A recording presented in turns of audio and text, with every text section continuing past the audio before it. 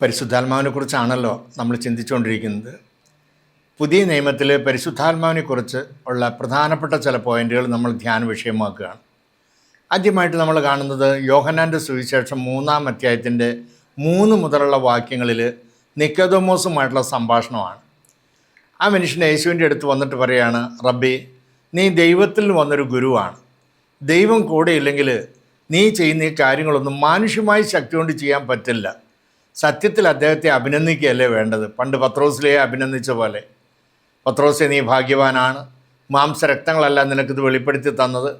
ആ നിക്കോദെമോസിനോടൊന്ന് പറയണ്ടായിരുന്നോ, നിക്കോദെമോസെ നീ ഭാഗ്യവാനാണ്, യഹൂദ ജനത മുഴുവൻ എന്നെ തെറ്റിദ്ധരിക്കുമ്പോൾ, എന്നെ ഒറ്റപ്പെടുത്തുമ്പോൾ, കൊല്ലാൻ നോക്കുമ്പോൾ നിനക്കെങ്കിലും മനസ്സിലായല്ലോ ഞാൻ ദൈവത്തിൽ നിന്ന് വന്നവനാണ് എന്ന് പറയുന്നതിന് പകരം മുഖത്തടിച്ചവരുടെ മറുപടിയാണ് യേശു കൊടുക്കുന്നത്. ഞാൻ ദൈവത്തിൽ നിന്ന് വന്നൊരു ഗുരുവാണെന്ന് മനസ്സിലാക്കിയത് കൊണ്ടോ, ഒരു പടി കൂടി കടന്ന് ഞാൻ ദൈവം തന്നെയാണെന്ന് വിശ്വസിച്ചുകൊണ്ടോ നിനക്ക് വലിയ പ്രയോജനമൊന്നുമില്ല. നീ വീണ്ടും ജനിക്കുന്നില്ലെങ്കിൽ ദൈവരാജ്യത്തിൽ പ്രവേശിക്കില്ല. ഇതൊരിക്കലും ആ മനുഷ്യൻ സ്വപ്നത്തിൽ പോലും ചിന്തിച്ച കാര്യമല്ല. ഇതൊരു നിക്കോദെമോസിനോട് മാത്രം പറയുന്നതല്ല, ഇത് ലോകാവസാനം വരെ ദൈവത്തെ സമീപിക്കുന്ന എല്ലാവരോടും ദൈവം ഇത് തന്നെയാണ് പറയുന്നത്. അപ്പം നമ്മളോട് പറയുമ്പോൾ ഒരുപക്ഷെ നമ്മൾ പറയുമായിരിക്കും, എൻ്റെ ജീവിതത്തിൽ അത് നടന്നു കഴിഞ്ഞു. നമുക്ക് ആ വിഷയത്തിലേക്ക് വരാം. എന്തുകൊണ്ടാണ് വീണ്ടും ജനിക്കണം എന്ന് പറയാൻ കാരണം എന്താണ്? ആദ്യത്തെ ജനനത്തിൽ എന്തെങ്കിലും കുഴപ്പമുണ്ടെങ്കിലാണല്ലോ വീണ്ടും ജനിക്കേണ്ട ആവശ്യമുള്ളൂ. ഉൽപ്പത്തി 1:27 നമ്മൾ കാണുന്നത്, നമുക്ക് നമ്മുടെ ഛായയിലും സാദൃശ്യത്തിലും മനുഷ്യൻ സൃഷ്ടിക്കാം. ദൈവത്തിൻ്റെ ഛായയിലും സാദൃശ്യത്തിലും സൃഷ്ടിക്കപ്പെട്ടെങ്കിൽ പിന്നെ വീണ്ടും ഒരു ജനനത്തിൻ്റെ ആവശ്യം വരുന്നുണ്ടോ? പക്ഷേ മനുഷ്യർ പാപം ചെയ്ത് ദൈവ തേജസ്, നിത്യജീവൻ അർഹതയില്ലാത്തവനായി തീർന്നു. അങ്ങനെയാണ് ഉൽപ്പത്തി 3 പറഞ്ഞ്, ഈ കനി ഭക്ഷിച്ചാൽ നിങ്ങൾ മരിക്കും, പാപം ചെയ്താൽ മരിക്കും. അങ്ങനെ മരണമുള്ളവനായി. ഉൽപ്പത്തി പുസ്തകത്തിൽ നമ്മൾ കാണുകയാണ്, 5-ാം അധ്യായത്തിൻ്റെ 3-ാമത്തെ വാക്യത്തിൽ ആദത്തിന് 130 വയസ്സായപ്പോൾ ദൈവത്തിൻ്റെ ഛായയിലും സാദൃശ്യത്തിലും അവനൊരു പുത്രൻ ജനിച്ചു എന്നായിരുന്നു അവിടെ എഴുതേണ്ടത്. പക്ഷെ അവിടെ എഴുതിയിരിക്കുന്നത് ആദത്തിന് 130 വയസ്സായപ്പോൾ അവൻ്റെ ഛായയിലും സാദൃശ്യത്തിലും അവനൊരു പുത്രൻ ജനിച്ചു. ആദത്തെ സൃഷ്ടിച്ച് മരണമില്ലാത്തവനായിട്ട് ദൈവത്തിൻ്റെ ഛായയിലും സാദൃശ്യത്തിലും നിത്യം നിലനിൽക്കാൻ വേണ്ടിയാണ് ആദത്തെ സൃഷ്ടിച്ചത്. അവൻ പാപം ചെയ്ത് മരണമുള്ളവനായി, കുറവുള്ളവനായി, അവന് 130 വയസ്സായപ്പോൾ അവൻ്റെ ഛായയിലും സാദൃശ്യത്തിലും അവനൊരു പുത്രൻ ജനിച്ചു. ഉൽപ്പത്തി 6:5 പറയുകയാണ്, മനുഷ്യൻ്റെ ഹൃദയത്തിലെ ചിന്തയും ഭാവനയും എപ്പോഴും ദുഷിച്ചത് മാത്രമാണ്, തിന്മയിലേക്ക് ചായ്വുള്ളവനായി മാറി. സ്വർഗം ലക്ഷ്യം വെച്ച് സ്വർഗത്തെ നോക്കി ജീവിക്കേണ്ട മനുഷ്യൻ പാപം ചെയ്ത് അവൻ്റെ ഹൃദയത്തിലെ ചിന്തയും ഭാവനയും എപ്പോഴും ദുഷിച്ചത് മാത്രമാണ്. ഒരു വൃക്ഷം എങ്ങോട്ടാണോ ചാഞ്ഞു നിൽക്കുന്നത് അത് വെട്ടിയിട്ടാൽ അങ്ങോട്ടാണ് വീഴാൻ സാധ്യത. അപ്പം തിന്മയിലേക്ക് ചായ്വുള്ള ഞാനും നിങ്ങളും ഈ ലോകത്തിൽ ജീവിക്കുമ്പോൾ മതവും കാര്യങ്ങളൊക്കെ അങ്ങ് മാറി നീക്കും, നമ്മളതിൽ കൂടെ വീണെന്നിരിക്കും. അതുകൊണ്ടാണ് ഈശോ നിക്കോദെമോസിനോട് പറഞ്ഞത്, നീ ഒരു സാബത്ത് ദിവസം 600-ൽ പരം ചട്ടങ്ങൾ പാലിക്കുന്നു, ഉപവാസ ദിവസം ഉമിനീര് പോലും ഇറക്കുന്നില്ല, 1 കോടി രൂപ സമ്പാദിച്ചാലും കൈവറ കൂടാതെ നീ ദശാംശമൊക്കെ കൊടുക്കുന്നു, ഇത്രയും നല്ല കാര്യം ചെയ്യുന്ന മനുഷ്യൻ. നമ്മളും പലപ്പോഴും ചിന്തിക്കുന്നത്, ഞാൻ എല്ലാ ദിവസവും പള്ളിയിൽ പോകുന്ന ആളാണ്, ഞാൻ കൊന്തയിൽ നിന്ന ആളാണ്, നൊവേനയിൽ നിന്ന ആളാണ്, ഞാൻ ദാനധർമ്മം ചെയ്യുന്ന ആളാണ്. അങ്ങനെയുള്ള മനുഷ്യനോടാണ് ഈശോ പറയുന്നത്, വീണ്ടും ജനിക്കുന്നില്ലെങ്കിൽ ദൈവരാജ്യത്തിൽ പ്രവേശിക്കാൻ സാധ്യമല്ല. അപ്പം നമുക്ക് പറയാൻ പറ്റുന്നത്, നമ്മൾ ജ്ഞാനസ്നാനത്തിലൂടെ വീണ്ടും ജനിച്ച വ്യക്തിയാണ്, നമുക്ക് വേണമെങ്കിൽ അവകാശപ്പെടാം. പക്ഷെ ബൈബിൾ പറയുകയാണ്, ഏശയ്യാ പ്രവാചകൻ 59:1-2 വാക്യങ്ങൾ, ഏശയ്യാ 51:1-2 വാക്യങ്ങൾ, നിന്നെ രക്ഷിക്കാൻ പറ്റാത്ത രീതിയിൽ ദൈവത്തിൻ്റെ കരം കുറുകിപ്പോയിട്ടില്ല, നിൻ്റെ നിലവിളിയുടെ സ്വരം കേൾക്കാൻ പറ്റാത്ത രീതിയിൽ അവിടുത്തെ കാതുകൾക്ക് മാന്യം സംഭവിച്ചിട്ടില്ല, നിൻ്റെ അകൃത്യങ്ങൾ എന്നെയും നിന്നെയും തമ്മിൽ അകറ്റിയിരിക്കുന്നു. മാമുദീസായിലൂടെ ദൈവവുമായിട്ട് നമ്മൾ ബന്ധം സ്ഥാപിച്ചു. ദൈവം തന്ന 10 കൽപ്പനകളിൽ ഒന്നോ അതിലധികമോ ബോധപൂർവം ലംഘിക്കുമ്പോൾ ഞാനും ദൈവവുമായിട്ടുള്ള ബന്ധമാണ് നഷ്ടപ്പെടുന്നത്. അപ്പോൾ വീണ്ടും മാമുദീസ സ്വീകരിക്കേണ്ട ആവശ്യമുണ്ടോ? ഇല്ല. വീണ്ടും അനുരഞ്ജനം, പശ്ചാത്താപം ആവശ്യമാണ്. അതുകൊണ്ടാണ് ആ ജനങ്ങൾ ചോദിച്ചു, അപ്പസ്തോല പ്രവർത്തനം 2-ൽ പത്രോസ്ലീഹയുടെ പ്രസംഗം കേട്ടപ്പോൾ ഹൃദയം നുറുങ്ങിക്കൊണ്ട് അവർ ചോദിച്ചു, സഹോദരന്മാരെ, ഞങ്ങൾ എന്താ ചെയ്യേണ്ടത്? പത്രോസ്ലീഹ കൊടുത്ത മറുപടി ഇതാണ്, നിങ്ങൾ പശ്ചാത്തപിക്കണം, യേശു ക്രിസ്തുവിൻ്റെ നാമത്തിൽ ജ്ഞാനസ്നാനം സ്വീകരിക്കണം. നമ്മളത് സ്വീകരിച്ചവരാണ്. അപ്പോൾ പിന്നെന്താ വേണ്ടത്? പശ്ചാത്തപിക്കണം. എന്നിട്ട് പത്രോസ്ലീഹ പറയാണ്, ഈ പരിശുദ്ധാത്മാവിൻ്റെ ദാനം നിങ്ങൾക്കും വിദൂരസ്ഥർക്കും നമ്മുടെ ദൈവമായ കർത്താവ് തൻ്റെ അടുക്കളയിലേക്ക് വിളിക്കുന്ന എല്ലാവർക്കും ഉള്ളതാണ്. അപ്പോൾ ഒന്നാമത്തെ പോയിൻ്റ്, നമ്മൾ വീണ്ടും ജനിക്കണം. അതിൻ്റെ കാരണം ഇതാണ്. രണ്ടാമത്തെ പോയിൻ്റ്, പരിശുദ്ധാത്മ അഭിഷേകത്തിൻ്റെ പ്രധാന ഘടകമാണ് മാനസാന്തരം ആവശ്യമാണ്. പശ്ചാത്തപിക്കുമ്പോൾ ആ പരിശുദ്ധാത്മാവിൻ്റെ ഒഴുക്ക് നമുക്ക് നിലനിൽക്കണമെങ്കിൽ അനുതാപം ആവശ്യമാണ്. അനുതാപം എന്ന് പറയുമ്പോൾ അപ്പസ്തോലപ്രവർത്തനം 8-ാം അധ്യായത്തിൽ 14 മുതലുള്ള വാക്യങ്ങളിൽ, അപ്പസ്തോലപ്രവർത്തനം 8:14, സമരിയാക്കാർ ദൈവവചനം സ്വീകരിച്ചു എന്ന് ജെറൂസലേമിലുള്ള അപ്പസ്തോലന്മാർ കേട്ടു, മാംസ കൊടുത്തു. പക്ഷേ ഈ കൈവെപ്പ് ശുശ്രൂഷ, നമ്മുടെ സ്ഥൈര്യലേപനം എന്ന് പറയുന്നത്, അത് എല്ലാവർക്കും കൊടുക്കാൻ പറ്റില്ല. അപ്പോൾ സമരിയായിലുള്ളവർ ദൈവവചനം ശ്രവിച്ചു, അവർ മാമോദീസ സ്വീകരിച്ചു എന്ന് കേട്ടപ്പോൾ ഇവിടുന്ന് അപ്പസ്തോലന്മാർ പത്രോസ്ലീഹ ചെന്ന് അവിടെയുള്ള ഒരു പരിശുദ്ധാത്മാവുണ്ട് നിറയുന്നതിന് വേണ്ടി അവരുടെ മേൽ കൈകൾ വെച്ചു. ഒരു കുദാശയാണ്. ഇപ്പോൾ ചിലർ വാദിക്കും വീണ്ടും മുങ്ങിയാലേ പരിശുദ്ധാത്മാവിനെ കിട്ടുമെന്നൊക്കെ വാദിക്കുന്നവരുണ്ട്. പക്ഷെ ഇവിടെ നമ്മൾ കാണുന്ന അവർ മാംസം സ്വീകരിച്ചായിരുന്നു, വെള്ളം കൊണ്ടുള്ള മാമോദീസ. അങ്ങനെ അപ്പസ്തോലന്മാർ ചെന്ന് അവരുടെ മേൽ കൈകൾ വെച്ചു, അവർ പരിശുദ്ധാത്മാവുണ്ട് നിറഞ്ഞു. ഇതിനെയാണ് നമ്മൾ സ്ഥൈര്യലേപനം എന്ന് പറയുന്ന കുദാശ. പരിശുദ്ധാത്മാവുണ്ട് നിറഞ്ഞു. അവിടെ അടുത്ത നാൾ മാമോദീസ സ്വീകരിച്ചൊരു മന്ത്രവാദി ഉണ്ടായിരുന്നു. മാന്ത്രിക വിദ്യ കൊണ്ട് ചെറിയവരും വലിയവരെല്ലാം വിസ്മയിച്ചിരുന്ന ആൾക്കാർ പറയും ദൈവശക്തി എന്ന് പറയുന്ന മഹാശക്തി തന്നെയാണ് ഈ മനുഷ്യൻ എന്നാണ് പറയുന്നത്. പക്ഷെ പത്രോസ്ലീഹയിലൂടെയൊക്കെ ദൈവം പ്രവർത്തിക്കുന്നത് കണ്ടപ്പോൾ അദ്ദേഹവും ക്രിസ്ത്യാനിയായി. ഈ പരിശുദ്ധാത്മാവിൻ്റെ പ്രവർത്തനം കണ്ടപ്പോൾ അദ്ദേഹത്തിന് വലിയൊരാഗ്രഹം, ഈ പരിശുദ്ധാത്മാവിൻ്റെ ശക്തി എനിക്ക് വേണം. കുറേ പണം പത്രോസ്ലീഹയ്ക്ക് കൊടുത്തു. അപ്പോൾ പത്രോസ്ലീഹ ചോദിക്കുന്നുണ്ട്, എന്തിനാണ് ഈ പണം? ഇപ്പം നിങ്ങൾ അവരുടെ തലയിൽ കൈവച്ച് പ്രാർത്ഥിച്ചപ്പോൾ അവരിൽ പരിശുദ്ധാത്മാവ് വന്നില്ലേ? ഇതുപോലെ ഞാൻ ആരുടെ തലയിൽ കൈവയ്ക്കുന്നോ അവർ പരിശുദ്ധാത്മാവ് നിറയാൻ വേണ്ടി ആ ശക്തി കുറേ എനിക്കും തരിക. കുറച്ച് കടന്ന മറുപടിയാണ് പത്രോസ്ലീഹ കൊടുത്തത്. നിൻ്റെ വെള്ളിത്തൊട്ടുകൾ നിന്നോടുകൂടെ നശിക്കട്ടെ. എന്തെന്നാൽ ദൈവത്തിൻ്റെ ദാനം പണം കൊടുത്ത് വാങ്ങാമെന്ന് നീ വ്യാമോഹിച്ചു. നിനക്ക് ഈ കാര്യത്തിൽ യാതൊരു ഭാഗ്യഭാഗത്വം ഉണ്ടാകില്ല. കാരണം എന്താണ്? നീ അനീതിയുടെ ബന്ധനത്തിലും കടുത്ത വിദ്വേഷത്തിലാണ് ഞാൻ മനസ്സിലാക്കുന്നു. 23-ാമത്തെ വാക്യം, നിൻ്റെ ഹൃദയം ദൈവസന്നിധി ശുദ്ധമല്ല.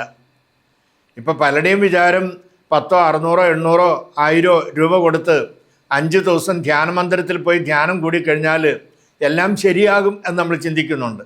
കുറേ പേരുടെ ജീവിതത്തിൽ ശരിയാകുന്നുണ്ട്. ഞാൻ പറഞ്ഞല്ലോ, 82-ൽ ധ്യാനം കൂടിയതാണ്, ഇന്നും പിടിച്ചു നിൽക്കുന്നുണ്ട്. അതേസമയത്ത് എൻ്റെ കൂടെ ധ്യാനം കൂടിയ പലരും ഒരാഴ്ച പോലും പിടിച്ചു നിന്നിട്ടില്ല, അങ്ങനെയുള്ളവരും ഉണ്ട്. അപ്പം ദൈവത്തിൻ്റെ ആത്മാവ് വന്നു കഴിഞ്ഞാൽ അവന് പുതിയ സൃഷ്ടിയായിട്ട് മാറും. അപ്പം നിൻ്റെ ഹൃദയം ദൈവസന്നിധി ശുദ്ധമല്ല. എന്തുകൊണ്ട് ശുദ്ധമല്ല? നീ അനീതിയുടെ ബന്ധനത്തിലും വിദ്വേഷത്തിലുമാണ് ഞാൻ മനസ്സിലാക്കുന്നത്. അപ്പം ധ്യാനം ഒരു കൂടിയത് കൊണ്ട് എല്ലാവരും വിശുദ്ധീകരിക്കപ്പെടുന്ന നിർബന്ധമില്ല. ധ്യാനത്തിൽ പങ്കെടുക്കാത്ത എല്ലാവരും നരകത്തിൽ പോകുന്ന അർത്ഥമില്ല. അവരെല്ലാം പാപികളാണെന്ന് അർത്ഥമില്ല. ഇതിപ്പോഴൊരു സംവിധാനമാണ്, നമുക്കൊന്ന് വിശുദ്ധീകരിക്കപ്പെടാൻ, പരിശുദ്ധാത്മാവിൽ നിറയാൻ ഉള്ള സംവിധാനമാണ്. അപ്പോൾ രണ്ടാമത്തെ ഒന്ന്, പരിശുദ്ധാത്മാവിൽ വീണ്ടും ജനിക്കണം. രണ്ടാമത്തതാണ് പശ്ചാത്തപിക്കണം. മൂന്നാമത്തെ പോയിൻ്റ് അപ്പസ്തോല പ്രവർത്തനം 7-ൽ പറയുന്നുണ്ട്, സ്തേഫാനോസിൻ്റെ പ്രസംഗത്തിൽ പറയുന്നുണ്ട്, മർക്കട മുഷ്ടികളെ നിങ്ങൾ പരിശുദ്ധാത്മാവോട് മല്ലടിക്കുന്നു, മറുതലിക്കുന്നു. പരിശുദ്ധാത്മാവോട് മർക്കട മുഷ്ടി. ഒരു സ്ഥലത്ത് ഞാൻ പ്രസംഗിച്ചപ്പോൾ ചേട്ടൻ ചോദിച്ചു, ആ മർക്കട മുഷ്ടി അതെന്താണെന്ന് മനസ്സിലായോ? ഒരു എതിർ മനോഭാവം അങ്ങനെയാണ് ഞാൻ മനസ്സിലാക്കിയത്. അപ്പോൾ ചേട്ടൻ വിവരിച്ചു തന്നു, മർക്കടം എന്ന് പറഞ്ഞാൽ കുരങ്ങിൻ്റെ മുഷ്ടി. എന്നിട്ട് അദ്ദേഹം പറഞ്ഞത് എങ്ങനെയാണ്, ഞങ്ങൾ കർഷകർ കൃഷി ചെയ്യുമ്പോൾ കൃഷിയൊക്കെ കുരങ്ങ് നശിപ്പിക്കും. ഇപ്പോൾ കുരങ്ങിൻ്റെ സ്വഭാവം അറിയുന്ന ചിലർ വിളഞ്ഞ മത്തങ്ങ എടുത്തിട്ട് അതിൽ ചെറിയ ദ്വാരം ഉണ്ടാക്കും, കുരങ്ങ് വരുന്ന വഴിക്ക് വയ്ക്കും. ഈ കുരങ്ങ് കഷ്ടപ്പെട്ട് കൈ ഇതിനകത്ത് കടത്തും. ആ മത്തങ്ങയുടെ അകത്തുള്ള കുരു എടുക്കാനാണ് കൈ കടത്തുന്നത്. അപ്പോൾ അവിടെ ആൾക്കാർ പതുങ്ങിയിരിപ്പുണ്ടാവും. കുരങ്ങിൻ്റെ സ്വഭാവം അറിയാം, ഇവർ വന്ന് അതിനെ തല്ലിക്കൊല്ലി. നാണി തല്ലിക്കൊന്നാൽ ജയിലിൽ പോവും. പക്ഷെ അന്ന് ഈ ചോദ്യമൊന്നുമില്ലായിരുന്നു. അപ്പോൾ ഈ കുരങ്ങനറിയ കയ്യിലിരിക്കുന്ന മത്തങ്ങക്കുരു അങ്ങ് വിട്ട് കഴിഞ്ഞാൽ എനിക്ക് കൈ എടുക്കാം, ജീവൻ നിലനിർത്താം. ചത്താലും കുരങ്ങ് കയ്യിലുള്ള മത്തങ്ങക്കുരു വിടില്ല. ഇതേപോലെ ചിലർ ഈ ധ്യാനമന്ദിരത്തിൽ നിന്ന് ആ ധ്യാനമന്ദിരത്തിൽ, അവിടുന്ന് അടുത്ത ധ്യാനമന്ദിരത്തിൽ വിവിധ പേരിലുള്ള ധ്യാനമന്ത്രത്തിൽ കൈരിലിപ്പം കളഞ്ഞാൽ പരിശുദ്ധാത്മാവോട് അറിയാനുള്ളതേ ഉള്ളൂ. മർക്കടമുഷ്ടി, ദൈവത്തിൻ്റെ പരിശുദ്ധാത്മാവോട് മല്ലടിക്കുന്നൊരു സ്വഭാവം. പരിശുദ്ധാത്മാവ് നമുക്കൊരു ഉൾപ്രേരണ തന്നാൽ എന്ത് ത്യാഗം കഴിച്ചും അതിന് നമ്മൾ തയ്യാറാകണം. ധ്യാനമെല്ലാം കഴിയുമ്പോൾ പരിശുദ്ധാത്മാവ് ഉൾപ്രേരണ തരും. ചിലർക്ക് 3 മണിക്ക് വെളുപ്പിന് 3 മണിക്ക് എഴുന്നേറ്റ് പ്രാർത്ഥിക്കാൻ ചിലർക്ക് പ്രേരണ കിട്ടാൻ, എല്ലാവർക്കും ഇല്ല, അവരത് ചെയ്യുന്നുണ്ട്. വേറെ ചിലർക്ക് പ്രേരണ കിട്ടാണ് അനുദിനം വിശുദ്ധ ബലിയിൽ പങ്കെടുക്കാൻ. സാഹചര്യം അനുകൂലമാണ്, അവർ അനുദിനം വിശുദ്ധ ബലിയിൽ പങ്കെടുക്കുന്നുണ്ട്. ഈ പ്രേരണ കിട്ടിയിട്ട് പ്രാർത്ഥിക്കാൻ പ്രേരണ കിട്ടിയ വ്യക്തി പ്രാർത്ഥിക്കാതിരിക്കുമ്പോൾ, അനുദിന വിശുദ്ധ ബലിയിൽ പങ്കെടുക്കാൻ പരിശുദ്ധാത്മാവ് പ്രേരണ തന്നിട്ട് അത് ചെയ്യാതിരിക്കുമ്പോൾ, പരിശുദ്ധാത്മാവ് ചില വ്യക്തികളോട് ക്ഷമിക്കാൻ അവിടെ ക്ലാസ് കേട്ടു, അത് ക്ഷമിക്കാൻ പറഞ്ഞിട്ട് ചെയ്യാതിരിക്കുമ്പോൾ നമ്മൾ പരിശുദ്ധാത്മാവോട് മല്ലടിക്കുകയാണ്. ധ്യാനത്തിൻ്റെ കുഴപ്പമല്ല, അവിടെ കേട്ടത് അനുസരിക്കാതിരിക്കുകയാണ്. അന്ധൻ്റെ കണ്ണിൽ ചെളി പൂശിയിട്ട് യേശു പറഞ്ഞു സീലോഹ കുളത്തിൽ പോയി കഴുകുക. വേണമെങ്കിൽ അവന് ചിന്തിക്കാൻ ഇതെന്നെ ഒഴിവാക്കാൻ വേണ്ടിയുള്ള തന്ത്രമാണ്. ആ ബർത്തേമിയൂസിൻ്റെ മകനെ സുഖപ്പെടുത്തിയത് ചെളി പൂശിയിട്ടൊന്നും അല്ലല്ലോ. ഞാൻ കേട്ടിരുന്നു അങ്ങനൊരു ആ സമയം തന്നെ ഞാൻ എന്ത് ചെയ്യണമെന്ന് നീ ആഗ്രഹിക്കുന്നു, എനിക്ക് കാഴ്ച കിട്ടണം. ആ നിമിഷം തന്നെ കാഴ്ച കിട്ടിയല്ലോ. ഇതെന്നെ ഒഴിവാക്കാൻ വേണ്ടിയുള്ളൊരു പരിപാടിയാണ്. എന്നെക്കൊണ്ട് പറ്റില്ല, പോകാനും പറ്റില്ല, ചെളി കഴുകാനും പറ്റില്ല. അവൻ മരണം വരെ അന്ധനായിരുന്നേന്. അവനനുസരിച്ചു. അവിടെ ചെന്ന് കഴുകിയപ്പോഴാണ് അവന് കാഴ്ച കിട്ടിയത്. ധ്യാനമന്ദിരത്തിൽ ക്ഷമയുടെ ക്ലാസ് കേട്ടു. എനിക്ക് നാട്ടിലാരോടും ക്ഷമിക്കാനില്ല, വീട്ടിലാരോടും ക്ഷമിക്കാനില്ല. പക്ഷെ പട്ടാള ക്യാമ്പിലെ സ്ഥിതി അതല്ല. ചില വ്യക്തികളോടൊക്കെ എനിക്കൊരു സ്വഭാവമുള്ളത്, സ്നേഹിക്കുന്ന വ്യക്തിക്ക് വേണ്ടി ജീവൻ കൊടുക്കാൻ തയ്യാറാണ്. പിണയും കഴിഞ്ഞാൽ പ്രതികാരം ചെയ്യാതെ സന്തോഷം കിട്ടില്ല, അങ്ങനത്തെ ഒരു സ്വഭാവം. അപ്പോൾ ഒരു വ്യക്തിയായിട്ടൊരു മലയാളിയായിട്ട് എനിക്ക് ദേഷ്യമുണ്ട്, അവനോട് പ്രതികാരം ചെയ്യണം, അവസരം കാത്തിരിക്കുക. അങ്ങനെ ഇരിക്കുമ്പോഴാണ് അന്നിങ്ങനെ ഫോണൊന്നുമില്ല, അത്യാവശ്യ കാര്യങ്ങൾ അറിയിക്കാൻ ടെലഗ്രാം അയക്കും. മെയിൻ ഓഫീസിൽ നിന്ന് 1500 പരം ആൾക്കാരടങ്ങുന്ന ബറ്റാലിയനിൽ മെയിൻ ഓഫീസിൽ നിന്ന് എനിക്ക് മനസ്സിലായി ഇദ്ദേഹത്തിന് ടെലഗ്രാം വന്നിട്ടുണ്ട്. എനിക്ക് വലിയ സന്തോഷമായി. എൻ്റെ സെക്ഷനിൽപ്പെട്ട ആളാണ്. അപ്പോൾ എൻ്റെ അടുത്ത് വരും അവധിക്ക് വേണ്ടിയിട്ട്. അപ്പോൾ ഞാനൊന്നും അറിയാത്ത പോലെ ഇരിക്കുക. അപ്പോൾ ഈ തോമസ് എന്ന് പറയുന്ന വ്യക്തി കയ്യിൽ ടെലഗ്രാമായിട്ട് കണ്ണുനീരുമായിട്ട് വരിക. ഞാൻ അഭിനയിച്ചു, എന്ത് പറ്റി തോമസ്, ടെലഗ്രാമാണെന്ന് തോന്നുന്നല്ലോ. ഭാര്യയ്ക്ക് സുഖമില്ല, അഡ്മിറ്റാണ്, ഉടൻ പുറപ്പെടണം എന്നാണ്. എന്തെങ്കിലും അസുഖം ഉണ്ടായിരുന്നു? ഒരു കുഴപ്പമില്ലായിരുന്നു. വെറുതെ ആ രജിസ്റ്ററൊക്കെ ഒന്ന് മറച്ചു നോക്കിയിട്ട് തോമസിനോട് പറയാണ്, തോമസേ ഇപ്പം അയക്കാൻ നിവൃത്തിയില്ല, ഒരു 10 ദിവസം കഴിയണം, അവധിക്ക് പോയൊരു തിരിച്ചു വരാതെ അയക്കാൻ നിവൃത്തിയില്ല. അവൻ അവിടെ നിന്ന് കരയുമ്പോൾ എൻ്റെ ഉള്ളിൽ സന്തോഷം. അപ്പോൾ പരിശുദ്ധാത്മാവ് മാത്രമല്ല, പിശാചിനും തരാൻ പറ്റിയൊരു സന്തോഷം. പ്രതികാരം ചെയ്യുമ്പോൾ ഒരു പൈശാചിക സന്തോഷം, അതായിരുന്നു. ഇപ്പോൾ ഈ തോമസിൻ്റെയൊക്കെ മുഖമാണ് ധ്യാനമന്ദിരത്തിൽ ഇവർ ക്ഷമയെക്കുറിച്ച് പ്രസംഗിച്ചപ്പോൾ എൻ്റെ മനസ്സിൽ വരുന്നു. ആദ്യം ഇങ്ങനെ തീരുമാനമെടുത്തു, അവൻ്റെയൊക്കെ മുൻപിൽ പോയി താണിട്ട് എനിക്കൊരു പരിശുദ്ധാത്മാവിനും കിട്ടണ്ട. അങ്ങനെയാണ് ആദ്യം തീരുമാനം എടുത്തത്. കാരണം പട്ടാളത്തിൽ ഒരു ദിവസം സീനിയറാണെങ്കിൽ സീനിയറാണ്.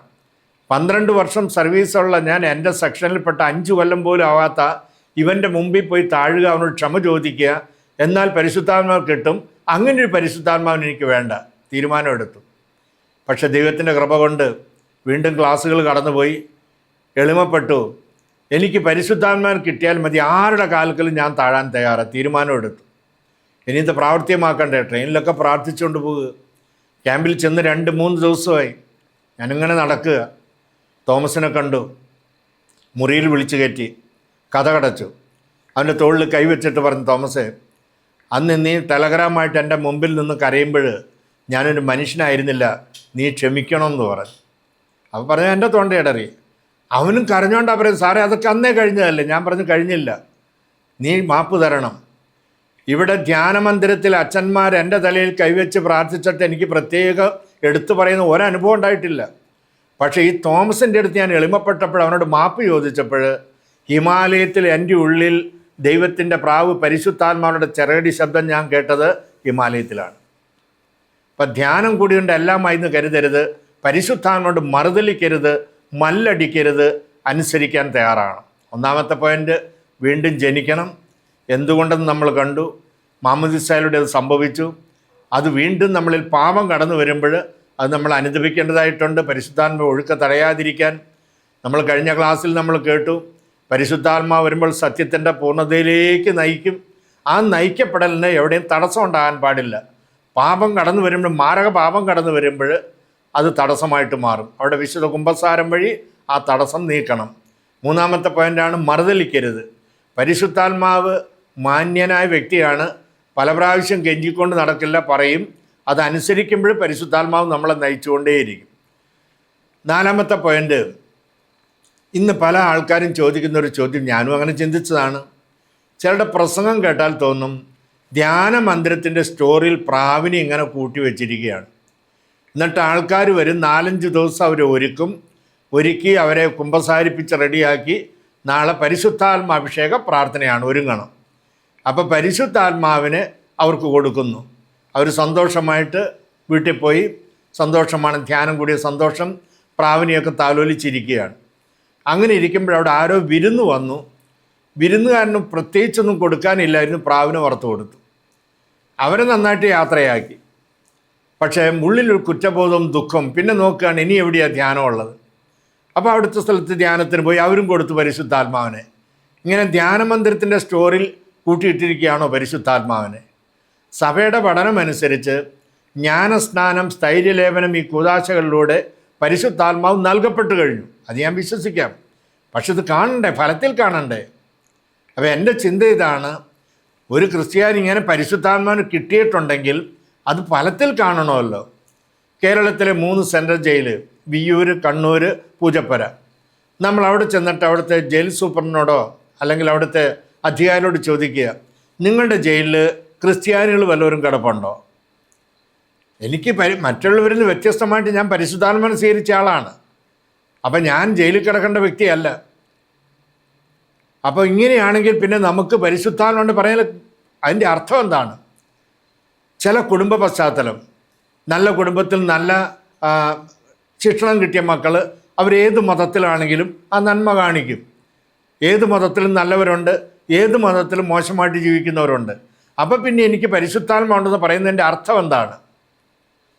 50-60 വർഷം മുൻപ് വായിച്ച ഒരു മാസികയിലെ ചില ഭാഗങ്ങളും ബൈബിളിലൊരു വചനത്തിലൂടെയാണ് ദൈവം എനിക്കിതിന് ഉത്തരം തന്നത്. വായിച്ച മാസികയിൽ ഇങ്ങനെ എഴുതിയിരുന്നു, 10-60 വർഷം മുമ്പ് ഈജിപ്തിലെ പിരമിഡിൽ നിന്ന് പുരാവസ്തു ഗവേഷകർ അല്പം ഗോതമ്പ് മണി കണ്ടെടുത്തു. അതിൻ്റെ പഴക്കം നിർണയിച്ചപ്പോൾ 5000 വർഷത്തിലധികം പഴക്കമുണ്ടെന്ന് കണ്ടെത്തി. പക്ഷേ അതിൻ്റെ പ്രത്യേകത, ഇപ്പോഴും ആ വിത്തിന് ഒരു കേടും സംഭവിച്ചിട്ടില്ല. അനുകൂലമായ സാഹചര്യത്തിൽ വിതച്ചു കഴിഞ്ഞാൽ ഒരു ചെടിയാകാനുള്ള കരുത്ത് അതിനുണ്ട്. ഇതാണ് വായിച്ചത്. ബൈബിളിൽ നിന്ന് കിട്ടിയ വചനം തെസ്സലോനിക്കാർക്ക് എഴുതിയ 1-ാമത്തെ ലേഖനം 5-ാം അധ്യായത്തിൻ്റെ 19-ാമത്തെ വാക്യമാണ്. ചെറിയൊരു വചനമാണ്. പക്ഷെ പരിശുദ്ധാത്മാവ് അത് ബന്ധപ്പെടുത്തി അതിൻ്റെ വ്യാഖ്യാനം തന്നപ്പോൾ എൻ്റെ ചോദ്യത്തിനുള്ള ഉത്തരവായി. വചനം ഇതാണ്: ആത്മാവിനെ നിർവീര്യമാക്കരുത്. ആത്മാവിനെ നിർവീര്യമാക്കരുത്. ആത്മാവിനെ ഫ്രീസറിൽ കയറ്റി വയ്ക്കരുത്. ആത്മാവിനെ ഫ്രീസറിൽ വെച്ചിരിക്കുന്ന ഒരു ക്രിസ്ത്യാനിയും ഒരിക്കലും ആത്മാവിനെ സ്വീകരിച്ചിട്ടില്ലാത്തൊരു മറ്റു മനുഷ്യനും തമ്മിൽ യാതൊരു വ്യത്യാസവും കാണില്ല. ഈ 5000 വർഷം, ആ ഗോതമ്പ് മണി 5000 വർഷമായിട്ട് അത് നിലത്ത് പാകിയിരുന്നെങ്കിൽ, ആ കിട്ടുന്ന ഗോതമ്പ് മണി വീണ്ടും പാകിയിരുന്നെങ്കിൽ, അത് വീണ്ടും പാകിയിരുന്നെങ്കിൽ ഒരുപക്ഷെ ലോകത്തെ മുഴുവൻ തീറ്റിപ്പോറ്റാനുള്ള ധാന്യം അത് ഉൽപ്പാദിപ്പിച്ചേനെ. അത് നിർവീര്യമാക്കി വെച്ചതുകൊണ്ട് ആ വെച്ചതുപോലെ ഇരിപ്പുണ്ട്. എനിക്ക് 8-ാമത്തെ വയസ്സിൽ മാനന്തവാടി, തലശ്ശേരി, താമരശ്ശേരിയൊക്കെ ഒരൊറ്റ രൂപതയായിരുന്നു. അതിൻ്റെ പ്രഥമ മെത്രാനായിരുന്ന അഭിമന്യ സെബാസ്റ്റ്യൻ വള്ളോപ്പള്ളി പിതാവിൽ നിന്ന് എനിക്ക് കൈവപ്പിലൂടെ പരിശുദ്ധാത്മാവിനെ തന്നു. ആദ്യ കുർബാന ഞാൻ സ്വീകരിച്ചു. മിലിറ്ററി ചേരുന്നവരെ പള്ളിയൊക്കെ ആയിട്ട് ബന്ധപ്പെട്ട് കടന്നുപോയി. ഒരു 12 വർഷം പള്ളിയായിട്ട് ബന്ധമില്ലാതെ ജീവിച്ചു, തോന്നിയതുപോലെ ജീവിച്ചു. ആ തോന്നിയതുപോലെ ജീവിച്ചപ്പോഴും പരിശുദ്ധാത്മാവ് എന്നിലുണ്ട്, നിർവീര്യമാക്കി വെച്ചിരിക്കുകയാണ്, ഫ്രീസറിൽ വെച്ചിരിക്കുകയാണ്. ഇപ്പം ധ്യാനമന്ദിരങ്ങളിൽ നടക്കുന്നത് എന്താണ്? നമുക്ക് പിതാക്കന്മാരുടെ കൈവപ്പിലൂടെ ലഭിച്ച, ജ്ഞാനസ്നാനം ലഭിച്ച പരിശുദ്ധാത്മാവ് എൻ്റെ പ്രവൃത്തിയുടെ ഫലമായിട്ട് നിർവീര്യമാക്കി വെച്ചിരിക്കുന്നത്, മാനസാന്തരപ്പെട്ട് പാപം ഉപേക്ഷിക്കുമ്പോൾ ആ ആത്മാവ് എന്നെ നയിക്കാൻ തുടങ്ങുന്നു, പ്രവർത്തിക്കാൻ തുടങ്ങുന്നു. ഇതാണ് നവീകരണ ധ്യാനം എന്ന് പറയുന്നത്. അല്ലാണ്ട് ധ്യാനമന്ദിരത്തിന് പുതുതായിട്ടൊന്നും എന്നിലേക്ക് വരികയല്ല ചെയ്യുന്നു. അപ്പം പരിശുദ്ധാത്മാവിനെ നിർവീര്യമാക്കരുത്. അഞ്ചാമത് പരിശുദ്ധാത്മാവിനെക്കുറിച്ച് പറയുന്ന ഒരു നിർദ്ദേശം എഫേസ്യർക്ക് എഴുതിയ ലേഖനം അധ്യായം 4:30 എഫേസ്യർ 4:30. പരിശുദ്ധാത്മാവിനെ വേദനിപ്പിക്കരുത്. പരിശുദ്ധാത്മാവിനെ വേദനിപ്പിക്കരുത്. എങ്ങനെയാണ് പരിശുദ്ധാത്മാവ് വേദനിക്കുന്നത്? തൊട്ട് താഴെ പറയുന്നുണ്ട്. നമ്മൾ മറ്റൊരു മനുഷ്യനുമായിട്ട് ഒരഭിപ്രായ വ്യത്യാസത്തിലായി, അത് വഴക്കായി, ആ വ്യക്തിയും ഞാനുമായിട്ടുള്ള സ്നേഹബന്ധം തൽക്കാലം അങ്ങ് നിർത്തിവച്ചിരിക്കുക. അതൊരു പക്ഷേ ഭാര്യയും ഭർത്താവുമായിട്ടുള്ള ബന്ധമാകാം. ആഴ്ചകളായി തമ്മിൽ സംസാരിക്കുന്നില്ല, ഒരു വീട്ടിലാണ് ജീവിക്കുന്നത്, സംസാരിച്ചിട്ടില്ല. ആ സമയത്ത് ഈ വ്യക്തിയുടെ പരിശുദ്ധാത്മാവ് വേദനിക്കുകയാണ്. അല്ലെങ്കിൽ ഒരു വ്യക്തിയായിട്ട്, ഒരു മനുഷ്യനും വേറൊരു വ്യക്തിയും ഞാനുമായിട്ട് വെറുപ്പ് വരുമ്പോൾ ഈ ബന്ധം അറ്റുപോവുക ചെയ്യുന്നു. അവിടെ പറയുകയാണ് എഫേസ്യർ 4:30, രക്ഷയുടെ ദിനത്തിനു വേണ്ടി നിങ്ങളെ മുദ്രരാക്കിയ ദൈവത്തിൻ്റെ പരിശുദ്ധാത്മാവിനെ വേദനിപ്പിക്കരുത്.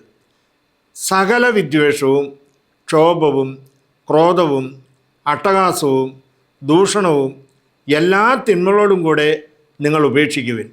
ദൈവം ക്രിസ്തു വഴി നിങ്ങളോട് ക്ഷമിച്ചതുപോലെ നിങ്ങളും പരസ്പരം ക്ഷമിച്ചും കരുണ കാണിച്ചും ഹൃദയ ആർദ്രയോടെ ജീവിക്കുവിൻ. അല്ലാണ്ട് നമ്മൾ അവിടെ എവിടെയും വാശി പിടിച്ച് ഇങ്ങനെയാണ് പലപ്പോഴും നമ്മുടെ ക്രിസ്തീയ ജീവിതം മുരടിച്ചു പോകുന്നത്. ഫലമില്ലാത്ത പോലെ ഒരു ഉണക്ക വൃക്ഷം പോലെയാകും. പേരിന് ക്രിസ്ത്യാനിയാണ്, പക്ഷെ അതിൻ്റെ യാതൊരു ചൈതന്യമോ ശാന്തിയോ സമാധാനമോ നമുക്കുണ്ടാകില്ല. നമ്മളുമായിട്ട് ഇടപഴകുന്ന വ്യക്തികൾക്കും ഒരു മുൾച്ചെടി പോലെ അത് പലപ്പോഴും നമ്മൾ കുത്തി മുറിവേൽപ്പിച്ചുകൊണ്ടിരിക്കും. രാജസ്ഥാനിൽ ജോലി ചെയ്യുന്ന സമയത്ത് മരുഭൂമിയിൽ യുദ്ധപരിശീലനത്തിന് വേണ്ടി പോകും. പാകിസ്ഥാൻ അതിർത്തിയിൽ ബിക്കാനീർ എന്നൊക്കെ പറയുന്ന സ്ഥലം. അവിടെ മുഴുവനും മുൾച്ചെടിയാണ്. മണൽക്കാട്ടിൽ അങ്ങിങ്ങായി നിൽക്കുന്ന കുറ്റിച്ചെടികൾ, മുൾച്ചെടികൾ. ജലാംശം കുറവാണ്, പച്ച വെച്ചാലും കത്തിക്കൊള്ളും. ആ മരുഭൂമി പിന്നിട്ട് കുറേ അങ്ങ് മുന്നോട്ട് ചെന്നപ്പോൾ പഞ്ചാബിൽ പോലും ഞാൻ കണ്ടിട്ടില്ല അത്ര നല്ല കൃഷി. അവിടെ കടല കൃഷി ചെയ്തിരിക്കുക, കണ്ടത് കൊതിയാകുന്ന പോലെ കൃഷി. അവിടുത്തെ ആൾക്കാരോട് ചോദിച്ചു, നിങ്ങളെങ്ങനെയാണ് മരുഭൂമിയിൽ ഇത് കൃഷി ചെയ്യുന്നത്? അപ്പോൾ അവർ പറഞ്ഞു, പഞ്ചാബിൽ 5 നദി ഒഴുകുന്ന സ്ഥലമാണ്. പഞ്ചാബിൽ ഞങ്ങൾക്ക് വെള്ളം കിട്ടുന്നുണ്ട്. അവിടെ ഡാം നിർമ്മിച്ച് കനാൽ വഴി ആ വെള്ളം രാജസ്ഥാനിൽ എത്തിക്കുന്നു. ആ വെള്ളം നനവ് കിട്ടിയെടുത്തൊക്കെ സൽഫലങ്ങൾ പുറപ്പെടുവിക്കുന്നു. അവിടെ കൃഷി ചെയ്തിരിക്കുക. ഈ നനവെത്താത്തിടത്ത് മുൾച്ചെടിയാണ്.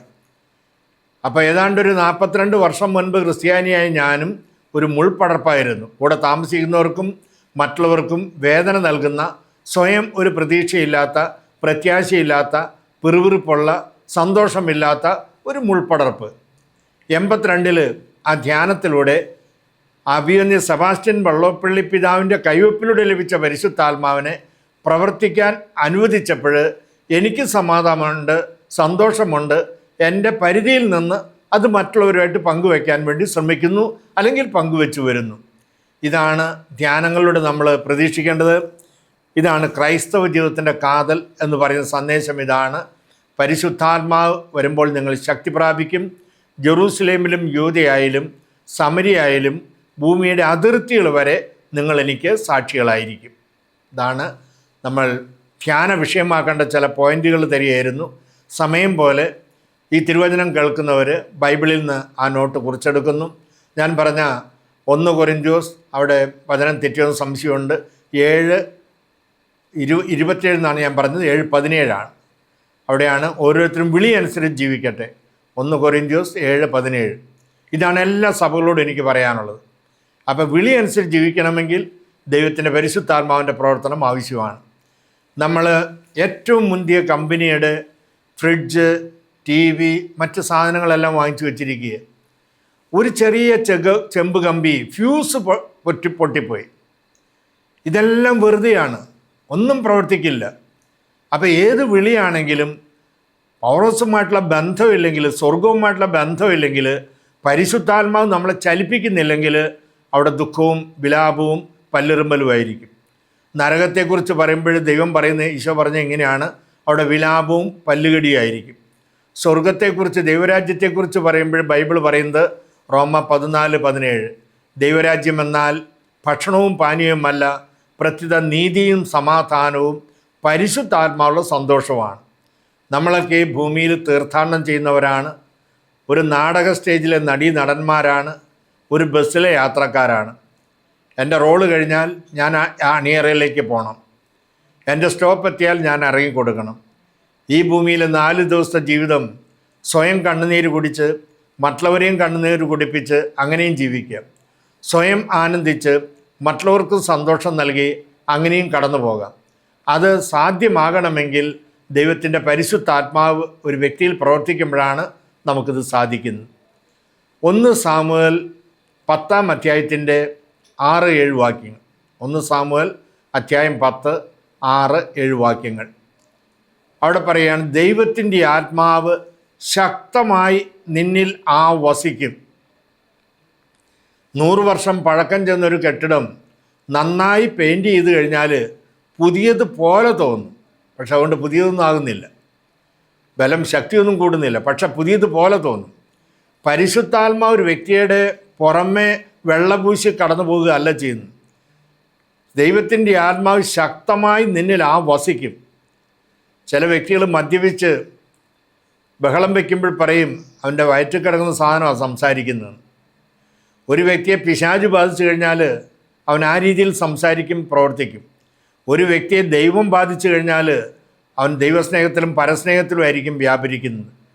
ദൈവത്തിൻ്റെ ആത്മാവ് ശക്തമായി നിന്നിൽ വസിക്കും, മറ്റൊരു മനുഷ്യനായി നീ മാറും. അടുത്ത വചനം പറയുകയാണ്, ഇത് സംഭവിക്കുമ്പോൾ യുക്തം പോലെ ചെയ്തു കൊള്ളുക, ദൈവം നിൻ്റെ കൂടെ ഉണ്ടാവും. ഇത് സംഭവിച്ചു കഴിഞ്ഞാൽ യുക്തം പോലെ ചെയ്തു കൊള്ളുക, ദൈവം നിൻ്റെ കൂടെ ഉണ്ടാവും. ഡിവൈനിൽ തമിഴ് സെക്ഷനിൽ ക്ലാസ് എടുക്കുമ്പോൾ ക്ലാസ് കഴിഞ്ഞപ്പോൾ ഒരു പെൺകുട്ടി വന്ന് ചോദിച്ചു, ഞാൻ എന്ത് ചെയ്താലും ദൈവം കൂടെ ഉണ്ടാവുമോ? അങ്ങനെയാണല്ലോ വചനം. യുക്തം പോലെ ചെയ്തു കൊള്ളുക, ദൈവം കൂടെ ഉണ്ടാവും. അപ്പം ഞാൻ പറഞ്ഞു, സഹോദരി, ദൈവത്തിൻ്റെ ആത്മാവ് നിൻ്റെ ഉള്ളിൽ വന്നു കഴിഞ്ഞാൽ ദൈവഹിതമല്ലാതെ മറ്റൊന്നും നിനക്ക് പ്രവർത്തിക്കാൻ പറ്റില്ല. ഇപ്പം മനസ്സിലായി ബ്രദറെ. യുക്തം പോലെ ചെയ്തു കൊള്ളുക, ദൈവം നിൻ്റെ കൂടെ ഉണ്ടാവും. അതേ അധ്യായം 10:9 പറയുകയാണ്, സാവൂൾ സാമുവേൽ പ്രവാചകൻ്റെ അടുത്തുനിന്ന് പോകാൻ തിരിഞ്ഞപ്പോൾ ദൈവം അവനൊരു പുതിയ ഹൃദയം കൊടുത്തു. പ്രവാചകൻ പറഞ്ഞു നോക്കി, അന്ന് തന്നെ സംഭവിച്ചു. ഇതാണ് ധ്യാനത്തിൽ സംഭവിക്കേണ്ടത്. അവിടെ നിന്ന് ധ്യാനം കഴിഞ്ഞ് പോകുമ്പോൾ ഒരു പുതിയ ഹൃദയത്തിൻ്റെ ഉടമ. ആ ഹൃദയത്തിൻ്റെ പ്രത്യേകതയാണ് എന്താണ്? ദൈവത്തിൻ്റെ ആത്മാവ് ശക്തമായി വസിക്കുന്ന ഒരു ഹൃദയത്തിൻ്റെ ഉടമ.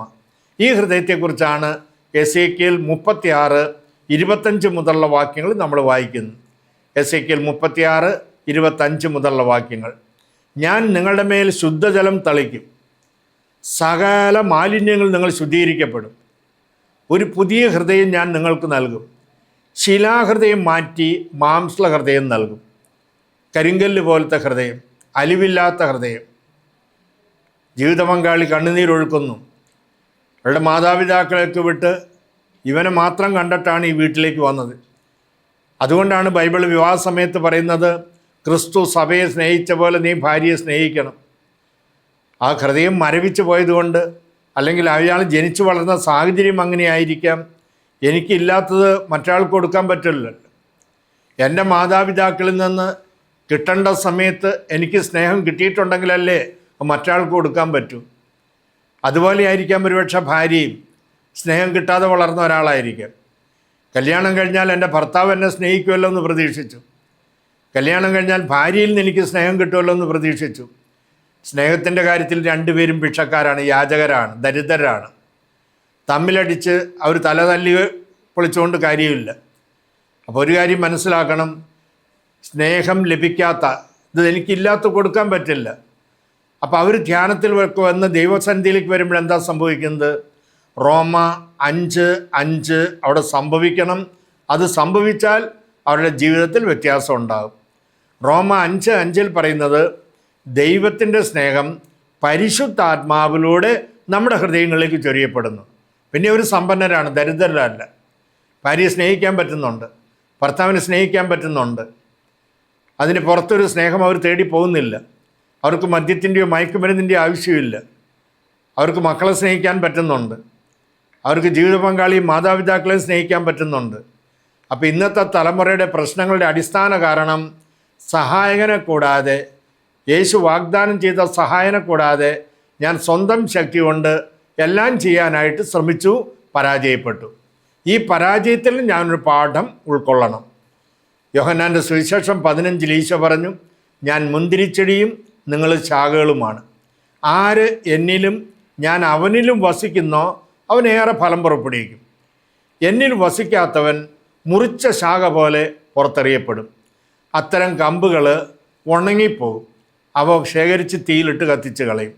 ഉണങ്ങിപ്പോകുന്ന കമ്പുകൾ, ഉണങ്ങിപ്പോകുന്ന കുടുംബങ്ങൾ, ഉണങ്ങിപ്പോകുന്ന ജീവിതങ്ങൾ, മണ്ണിനും വീടിനും മറ്റുള്ളവർ നാട്ടുകാർക്കൊരു ഭാരമായി സ്വയം നിരാശയിൽ കഴിഞ്ഞ എന്തിനു ജീവിക്കണം അങ്ങനെ ചിന്തിക്കുന്ന ചില ഉണക്ക കമ്പുകളുണ്ട്. അത് യേശു ആകുന്ന മുന്തിരിച്ചെടിയോട് വീണ്ടും ബഡ് ചെയ്യപ്പെടുമ്പോൾ എല്ലാത്തിനും മാറ്റം വരികയാണ്. അവിടെ ശാന്തി, തനിക്ക് ശാന്തിയുണ്ട്, സമാധാനമുണ്ട്, തൻ്റെ ചുറ്റുമുള്ളവർക്കും സമാധാനവും സന്തോഷവും നൽകാൻ പറ്റും. അതിനാവശ്യമായുള്ള കൃപാവരം പരിശുദ്ധാത്മാവിലൂടെ ദൈവം നമ്മുടെ ഹൃദയങ്ങളിലേക്ക് ചൊരിയപ്പെടട്ടെ. പിതാവിൻ്റെയും പുത്രൻ്റെയും പരിശുദ്ധാത്മാവിൻ്റെയും നാമത്തിൽ ഈശോ മിശിഹായ്ക്ക് സ്തുതിയായിരിക്കട്ടെ.